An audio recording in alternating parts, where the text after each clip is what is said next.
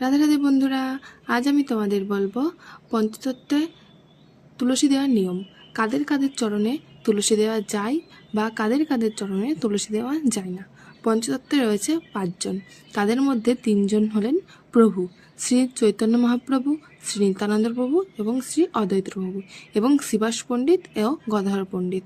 সবার প্রথমে আমরা পিকচারটাকে ভালোভাবে জল দিয়ে মুছে নেব এবং তারপরে চন্দন ঘষে তার ভেতরে এক তুলসী পাতা দিয়ে চন্দন সহকারে তুলসী পত্র নিয়ে শ্রী মহাপ্রভুর চরণে 2টি তুলসী পত্র, শ্রী নিত্যানন্দ প্রভুর চরণে 2টি তুলসী পত্র এবং শ্রী অদ্বৈত প্রভুর চরণে 2টি তুলসী পত্র, এই 3জন প্রভুর চরণে 2টি করে তুলসী পত্র দেব এবং শ্রী শিবাস পণ্ডিতের বক্ষস্থলে একটি তুলসী পত্র দেব এবং শ্রী গদাধর পণ্ডিতের মস্তকে একটি তুলসী পত্র দেব। এইভাবে আমরা পঞ্চতত্ত্বের চরণে এবং বক্ষে তুলসীপত্র দেব। তোমরা যদি এরকম সুন্দর সুন্দর আরও ভিডিও পেতে চাও এবং ধর্ম সম্পর্কে জানতে চাও তো আমার চ্যানেলটিকে সাবস্ক্রাইব করো। রাধে রাধে।